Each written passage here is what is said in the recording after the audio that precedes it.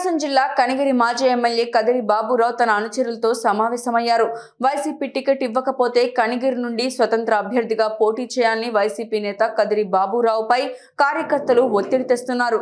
Kanigiri ticket రాకపోవడంతో కదిరి బాబురావు అసంతృప్తిగా ఉన్నారు. కార్యకర్తలతో మాట్లాడారు. 2014 నుంచి 19 దాకా ఉంటే ఏ స్టేషన్కి అయినా కానీ ఒక్క కేసు పోయిందా? అవతల ఎవడైనా ఏ పార్టీ అయినా కానీ, వైఎస్ఆర్ కానీ, అప్పుడు మన తెలుగుదేశంలో ఉన్నా కానీ, అతను ఎవడైనా కానీ వాళ్ళందరికీ నువ్వు పరిష్కారం చేసింది. స్టేషన్ దాకా కూడా పోనీలే. ఆ రోజుల్లో మీ కార్యకర్తలు ఇప్పుడు మీరు సత్తి చెప్పి ఒరే వాడు మనోడే సర్లే తప్పు చేసి మాకే మీరు అరిసి కేసుకు ఆడ దాకా పోనీలే. ప్రతి రోడ్డు కానీ మంచి కానీ చెట్టు ఇప్పుడు తిరుగులేటి అదే కానీ మీరు కానీ వచ్చేదే లేదా అది చెప్పండి నాకు. ఇప్పుడు తిరుగులేటికి ఆడికి పోవాలా? ఇడుపులు పోవాలన్నా, నుజుడు పోవాలన్నా, ఎక్కడికి పోవాలి? అసలుకి మన ప్రకాశం జిల్లా చాలా వెనకబడ్డ ప్రాంతం. ఆ వెనకబడ్డ దాంట్లో మీరు పోటీ మంచి నీతి పరులు ఉండబట్టి ఇంత అభివృద్ధి జరిగిందని నా కోరిక. ఇప్పుడు మీరు గమ్ముకుంటేటా సీటు వస్తే కదా, సీటు వస్తుంది. సీటు వాళ్ళు కూడా అంత అబ్బపురిగిన వాళ్ళు ఏంటంటే ఊరికి ఒక అట్ట ఒకదాన్ని వదిలిండ్రు పొజిషన్ ఎట్లుంటది ఏంది అని. ఆ పొజిషన్కి మనం మన మన ప్రయత్నం మనం చేయాలిగా. ఇప్పుడు కనిగిరి టౌన్ మంది, పాము టౌన్ మంది, సిఎస్లో మండలం మంది, హెచ్ఎంపాడులో నేను హెచ్ఎంపాడు పోతే ఆ జామ చెట్టగా రాజశేఖర వాళ్ళు పోతే ఏంటో పరిస్థితి ఇది. ఆ బాబురావు మా మేలయ్య మాకు ఇక్కడ ముగ్గురు ఏం లేదు. ఆయన మంచోడు, ఎవరు జోలికి వచ్చినోడు కాదు, మీరు చెప్పిన కీడు చేసినోడు కాదు ఆయన. వీళ్ళు ఎవరు పనికి రారా? హెచ్ఎంపాడు బీసీపల్లి మండలంలో అదే, ఇలిగల మండలంలో అదే. మరి ఇంత మనం పాజిటివ్ ఉంచుకొని ఇంత ఇది ఉంది కూడా మనం ఎందుకు వెనకబడ్డాం? హైకమాండ్ తెలీదా? ఆయన ఎక్కువ చేసుకోడా? చేసుకుంటాడు కదా. అందుకే రేపు మనం ఏందో చూపిస్తే ఒకసారి మన పొజిషన్ చూపిస్తే హైకమాండ్ కూడా దిగి వస్తుంది. ఇంట్లో కూర్చొని ఏం చేసుకుంటూ తెలియదు.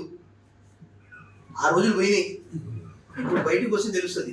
మీరేమనుకుంటున్నారు? పాత బాబురావు కాదు ఇప్పుడు కేబీఆర్ తిరిగిపోద్ది అంతే. ఆ రోజులు వేరు. మంచితనం అప్పుడే రాదు, అప్పుడు కనపడదు. గత 5 సంవత్సరాన్ని పోల్చుకొని ఈ 5 సంవత్సరాలు పోల్చుకుంటే ఎవరెవరు మనం మంచోడిని పోగొట్టుకున్నాం కదా అని తలకాయ బాదుకుంటూ ఉన్నారు. అది మీకు తెలియట్లా. కాబట్టి నేను అసలు ఎంతమంది ఆయన కడుపు బీపీ ఎక్కువ చచ్చిపోతున్నా స్వామి. నేను ఎంతమంది ఫోన్ చేసేవాళ్ళు కానీ నుంచి ఫోన్ వచ్చి పాము నుంచి వచ్చి ఏమైంది మీ మామూలు ఏమైంది అంటే ఆగంటారా అని చెప్పి సత్తి చెప్పండి. ఆయన ఏం చెప్పినావు? ఏమిటన్నా మనం తొందరపడద్దు, ఆగుదాం చూద్దాం, మనోడు వస్తాడు ఆగండి అంటే ఆయన కూడా కట్నే ఆగింది. ఇది పరిస్థితి. కాబట్టి ఏది ఏమైనా సరే ఆయన వాళ్ళు ఏమనుకోడు, వైఎస్ఆర్ ఎవరనుకోండి ఏమనుకోండి, మనం మాత్రం బల ప్రశ్నించాల్సిందే. మా అందరి ఆకాంక్ష ఏంటంటే మీకే టికెట్ రావాలని నేను కోరుకున్నాను. అది కరెక్ట్గా నారాయణ స్వామి కానీ మా మిట్టపాలలో కానీ ఉంటే టికెట్ నీదే మావా. ఆయన దగ్గర అటు ఇటు పోతుంటే మాత్రం చెప్పలేను, కానీ ఆయన కానీ అక్కడ కూర్చుంటే నీదే టికెట్. అది వైఎస్ఆర్సీపీ అధిష్టాన నిర్ణయం ప్రకారం దత్తల నారాయణ గారికి కనిగిరిలో సీటు కేటాయించడం, సీటు కాదు అభ్యర్థిగా కేటాయించడం జరిగింది. మనం అధిష్టానం నిర్ణయాన్ని ఏ విధంగా అయినా పాటించాల్సిన అవసరం అందరికీ ఉంది. లేకుంటే నా మీద ఉన్న అభిమానంతోనో లేకుంటే ఏదో ఒక రకంగా మీరు మీ ఏమైందో చెప్పాలనుకున్నారో చెప్పారు. స్వతంత్ర అభ్యర్థి అంటారు, ఇంకో పార్టీ అంటారు. మనం ఒక పార్టీలో ఉన్నప్పుడు పార్టీ నిర్ణయానికి అయితే మనం కట్టుబడి ఉండాలి.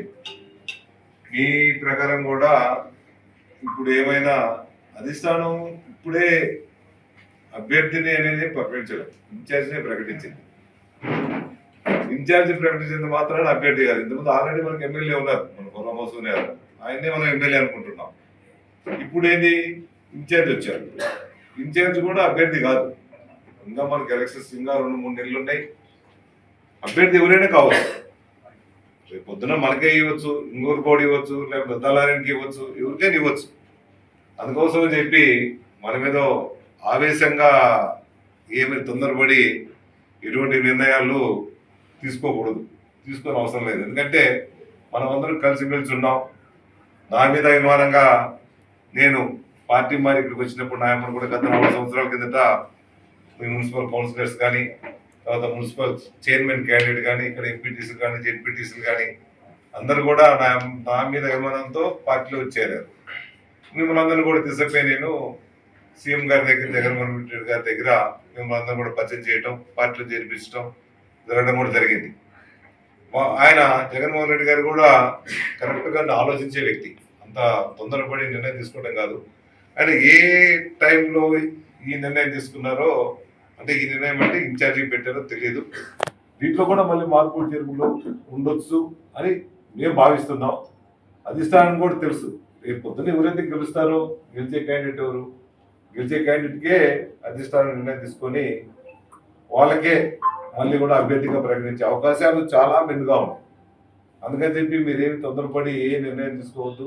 దయచేసి ఒక వారం రోజులు ఆగండి, వారం రోజులు ఏ నిర్ణయం చూద్దాం.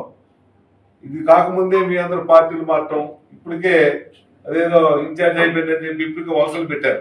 పక్క పార్టీ వాళ్ళు ఏంటి చాలా తెలివిగా ఉండరు. ఇప్పుడు పక్కంటే ఆటోమేటిక్గా డెఫినెట్గా తెలివిగా ఉంటారు. ఇప్పుడు వాళ్ళు ఏంది ఈ పేరు పెట్టుకొని వైఎస్ఆర్ పార్టీ నుంచి అందరినీ వలసలుగా లాక్కుంటా పోతా ఉన్నారు. అందరు రాండి, పార్టీ రండి, ఇంకా బాబురావు సీట్ లేదని చెప్పి నా అభిమానులు కానీ, మనకు సంబంధించిన వాళ్ళు కానీ, బొర్రాకు సీట్ లేదు, బాబురావు సీట్ లేదు, మీరందరూ మా ఎమ్మెల్యే గారి సీట్ లేదు అని చెప్పి వాళ్ళ ప్రయత్నంలో వాళ్ళు మిమ్మల్ని అందరినీ తీసుకోవడం జరుగుతుంది.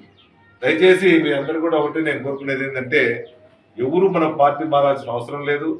మన సరైన నిర్ణయమే ఉంటుంది. వైఎస్ఆర్ పార్టీ అంత అనవసరమైన నిర్ణయం తీసుకోదు.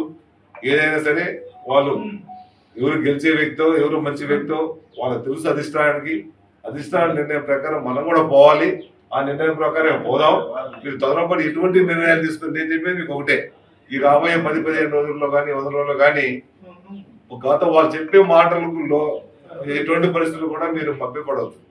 వాళ్ళు ఏదో చెప్తారు పార్టీ నుంచి మనం లాక్కోవటం కోసం, వాటి పార్టీని బలోపేతం చేసుకోవడం కోసం మనల్ని రెచ్చగొట్టడమో, మనల్ని వేరే విధంగా చేసుకోవడమో చేసే కార్యక్రమాలు వాళ్ళు ఇప్పుడు చేస్తున్నారు.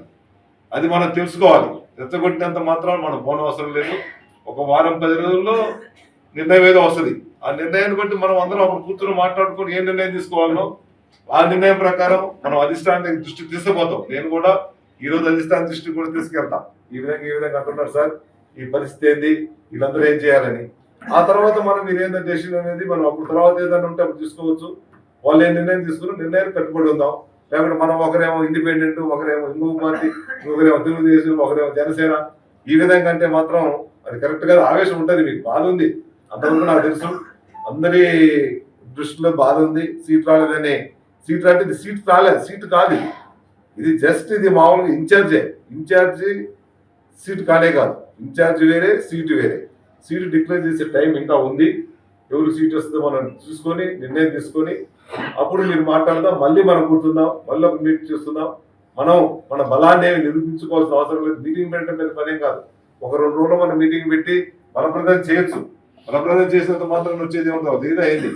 అక్కడ అధిష్టానం మనకు తెలుసు, బాబురావు ఏంటో తెలుసు, బొర్ర మోసం ఏంటో తెలుసు, అదేవిధంగా దద్దాల నారాయణ గారు ఏంటో తెలుసు. ఎవరికి ఏ విధంగా ఏం చేయాలో అధిష్టానికి అన్ని తెలుసు. వాళ్ళంత అధిష్టానం అంత గుడ్డిగా ఏం లేదు. అన్ని తీసుకునే కరెక్ట్ నిర్ణయానికి వస్తారు. కాబట్టి దయచేసి మీరు ఒక వారం 10 రోజులు కానీ నెలకుండా పార్టీలు మారకుండా ఉండాలని చెప్పి నేను మీకు ప్రతి ఒక్కరు కూడా పేరు